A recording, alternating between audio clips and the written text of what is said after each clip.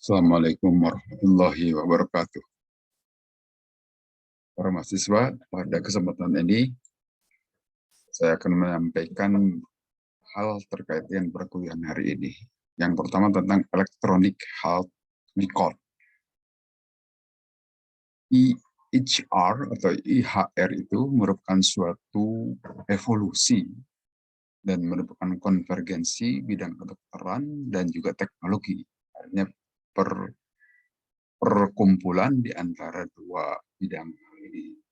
Kemunculannya ini tentu saja secara signifikan bisa mengubah tatanan atau disebut di dalam buku itu lanskap, di mana kebijakan dan proses medis harus dibuat.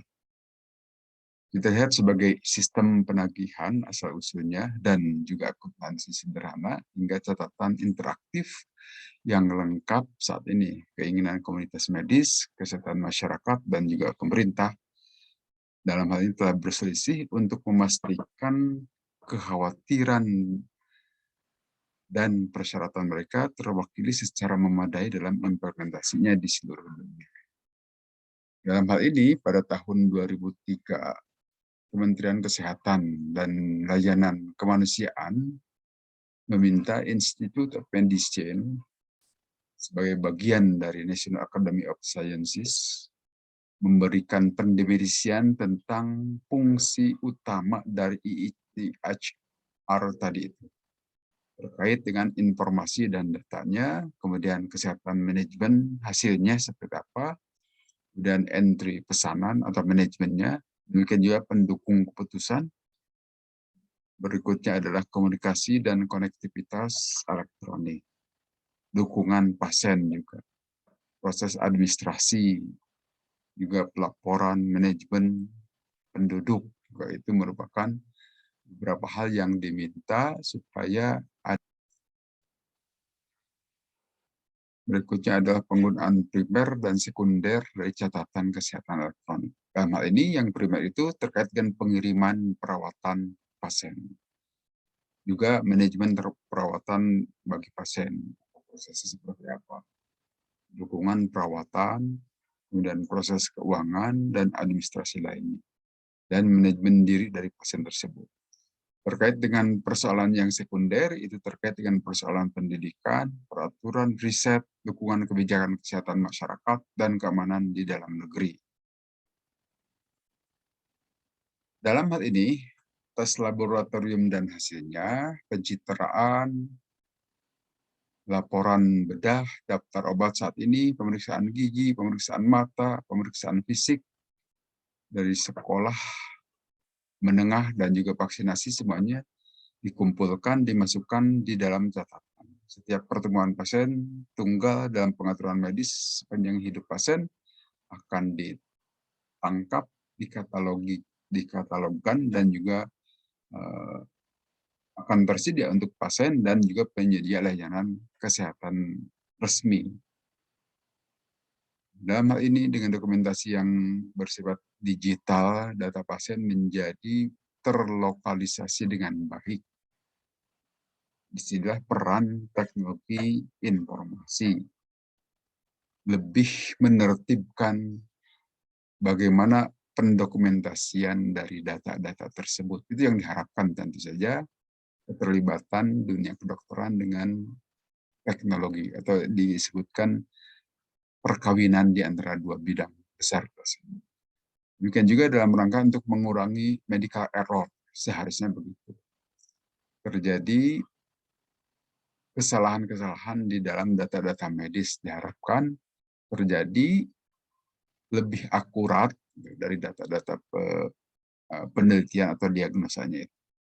Dalam hal ini pengumpulan data IHR tadi bisa membantu untuk pengembangan teknik dan metode pengobatan yang lebih baik dan tentu lebih efektif. Maka dengan demikian, database-nya bisa terhubung dari data medis pasien untuk porsi yang cukup besar gitu, dari populasi yang lebih luas lagi gitu, pada menggunakan teknologi informasi tersebut. Kemudian praktisi medis dan peneliti akan dapat melacak gejala, kondisi, perawatan, dan hasil dalam jangka waktu yang lama. Artinya data tersebut tetap tersimpan dengan baik yang bisa digunakan untuk penelitian atau diagnosa-diagnosa pada waktu-waktu yang berbeda. Kita cerita di sini asal-usul Electronic Health Record tadi. Nah, sebelumnya kita sudah mengenal istilah EDI, kan, Electronic Data Interchange, yang merupakan suatu piranti elektronik dalam rangka untuk bagaimana supaya bisa terjadi komunikasi antar instansi, antar perusahaan dalam bertukar data elektronik. Ini dikembangkan oleh industri kapal uap dan kereta api dalam rangka bertukar data supaya lebih baik ya tentang bisnis transportasi mereka. Itu di dalam perusahaan mereka masing-masing. Kemudian EDI berkembang selama beberapa dekade menjadi beberapa standar yang digunakan di berbagai industri. Dan kadang tidak kompatibel juga gitu kan. Nah, maka untuk mengatasi hal ini, saat itu PBB membentuk komite untuk mengidentifikasi dan menstandarisasi transmisi EDI tadi secara global, yang mengembangkan Electronic Data Interchange for Administration, Commerce, and Transport. Maka selama jangka waktu yang sama, pengenalan komputerisasi ke bidang penagihan medis juga menyebabkan kemajuan sistem klinis dan kemampuannya untuk membaca, menganalisa, menyimpan, dan melaporkan data klinis penting dalam hal perawatan pasien. Berikutnya adalah Office the National Health Information Technology Coordinator, ONC. Ini adalah dalam rangka memastikan bahwa informasi yang tepat untuk memandu keputusan medis bisa tersedia pada waktu dan tempat perawatan.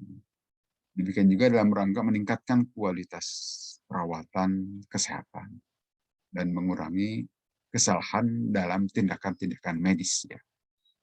Begitupun dalam rangka mengurangi biaya, seharusnya lebih efisien begitu ya. Atau bisa jadi terjadi inefisiensi dengan cara-cara lama, maka dengan cara baru ini bisa biaya itu cukup optimal.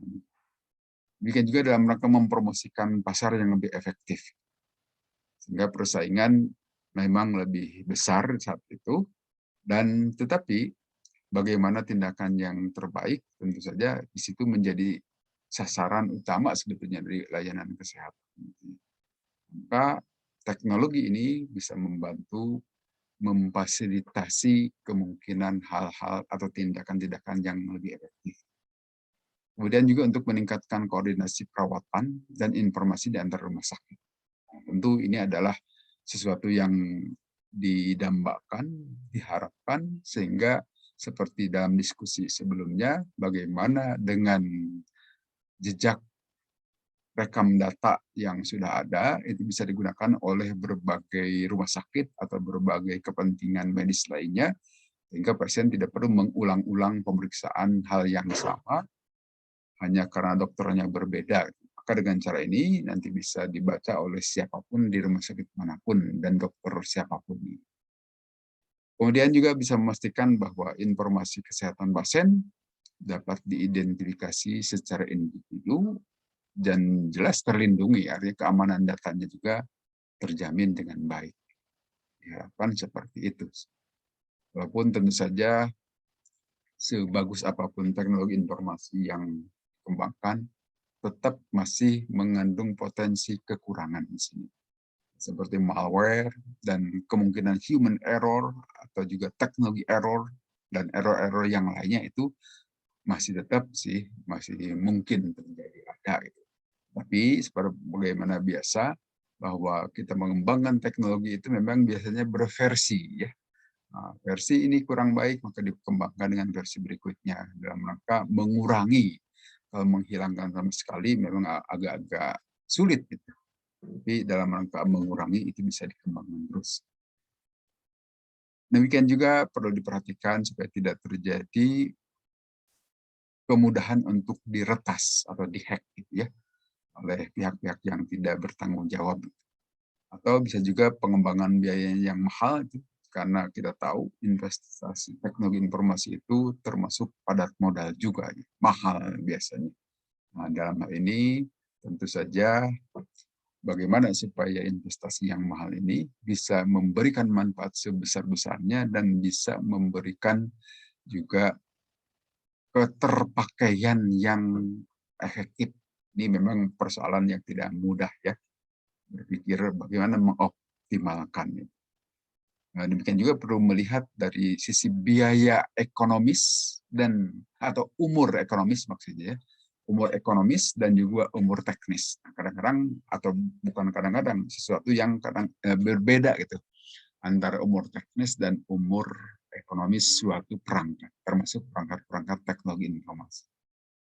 Tentu di sini sangat bergantung juga pada ketersediaan sumber-sumber daya yang lainnya, sumber daya listrik dalam hal ini ya. Nah, untuk mengoperasikan teknologi informasi itu tentu membutuhkan bantuan atau sumber daya yang lain. Untuk chapter ini barangkali cukup sampai di sini. Silakan Anda mempelajarinya lebih lanjut.